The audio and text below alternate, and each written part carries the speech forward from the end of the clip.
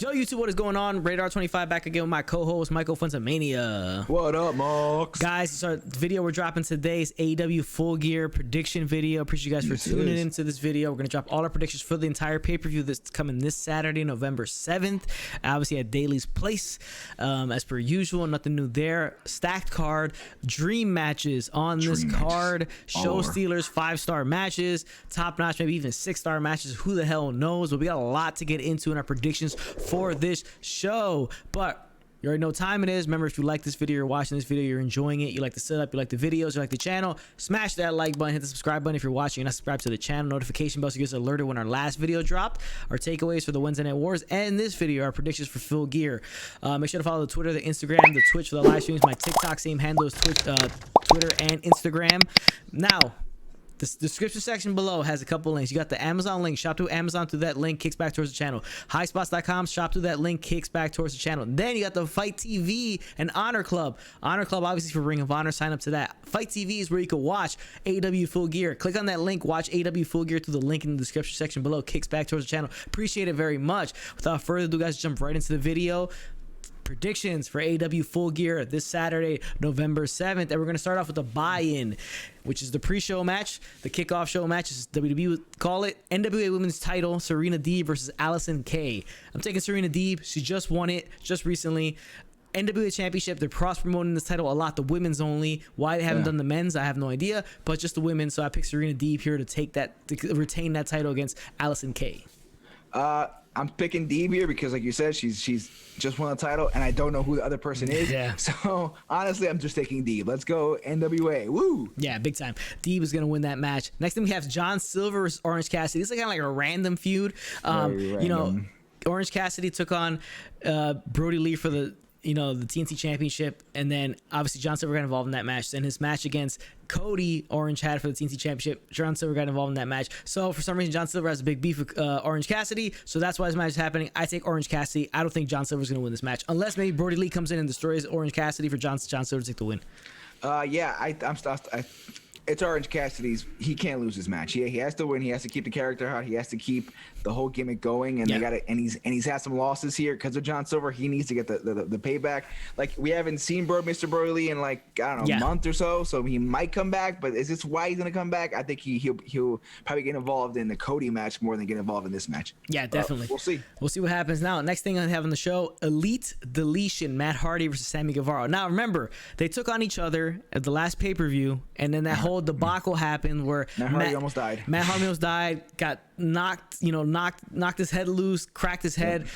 Big time injury. They continue with the match. A lot of ridicule. A lot of they got hit hard with this about that happening, but they acknowledged it on Head live injuries TV. are a big deal. They acknowledged it on live TV the week after, so that was big on them for doing that.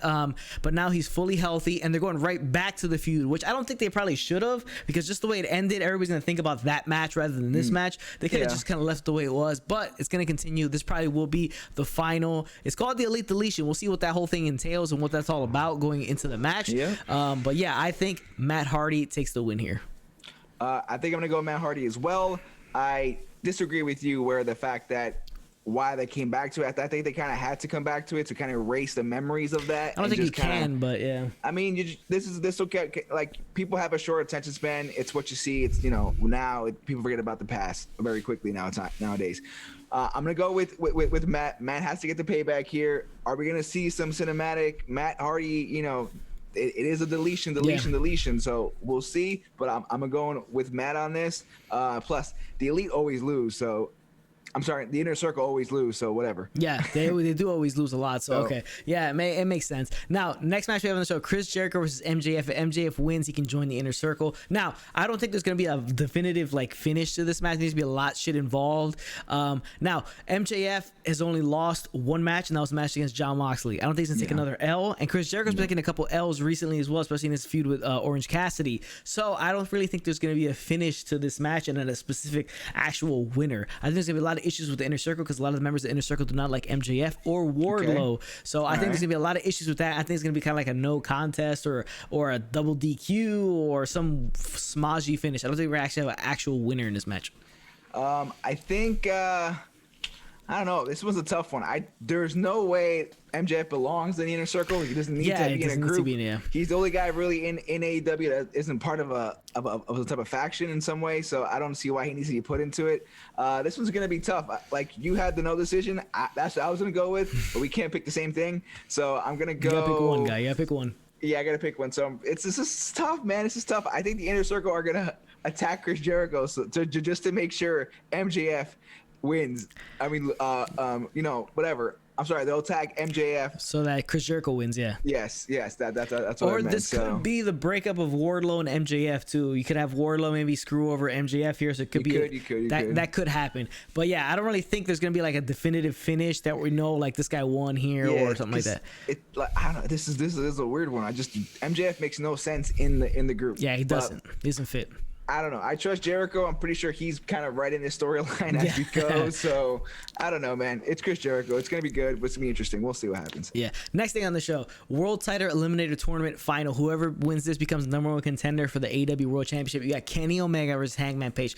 I think I'm gonna go out on a limb here. It's gonna be a hot take. This match will be the match of the night. I mean, hot take. Okay, buddy. That's about as hot as a really hot take. On the limb. You're on the ledge, buddy. You're on the ledge. Yeah, but on that one. Okay. I think Kenny wins here. I think Kenny Omega does win here. I think it's just his time that, he's going singles. And I think Hangman was in the match for the first ever AEW championship. So, he didn't win, obviously. Then you have Kenny. I think it's just his time. I think he's the right guy to take it off of Moxley. So I just think that's the right thing to do right there. This is Kenny Omega's match. He's been in the background for the first year for whatever reason. I guess that's just the way AEW wanted to start the company, where he wasn't the main focal point. But we know that he's had some of the greatest matches in the history of wrestling over the last 5 years. So this is his time. He's a cleaner again.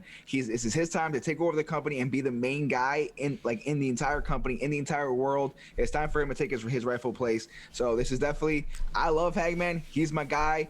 He likes the whiskey, so do I. So my type of dude. But this is Kenny Omega's match. He's the winner. He will eventually be the AEW champion. It's only a matter. It's not a matter of if. It's just a matter of when. Yeah. So let's go, Kenny. I think we're in agreement on most of these matches. Most of these matches are kind of clear cut for the most part. Yes. Next thing, we have women's world title. Hikaru Shida versus Nyla Rose, a rematch of when Sheida took the title off of Rose that long ass time ago. But the women's division is pretty weak. They're not really showcasing it that much on the show. So I'm gonna take Sheida as holding on. I don't think they're gonna go back to Nyla Rose because I eventually think Britt Baker is gonna become AEW Women's Champion, and Britt Baker being a heel, Sheida being the baby face, they'll keep it that way for Britt Baker to take it off her. So I think Sheida holds on to the title here. I'm going with you on this one the same. Sheida wins. Doesn't make any sense because Britt Baker is the focal point of the entire women's division. She's the best one. She's a star. So it's come on. So what we're gonna do is we're gonna do Sheida versus Sheida over Nyla Rose. That's that's where I'm going. Yeah. Now this next match is probably the most difficult one to predict. It is the World Tag Team Titles. FTR the champions versus the Young Bucks. Remember, if the Young Bucks lose, they can never challenge again. Are they going to go down the same route that they went? They're going down the same route they went with Cody at the last year's Full Gear. So you have last year's Full Gear, Cody, Jericho. Cody lost, can never challenge for the title again. Now, FTR has just recently become champions. This is the match, the dream match everybody's been waiting years for. So it's obviously the biggest match on the show on paper. I think Kenny and Hangman will be the best match. But this is the biggest match on paper because everybody's been clamoring for this match for years. We're finally getting it.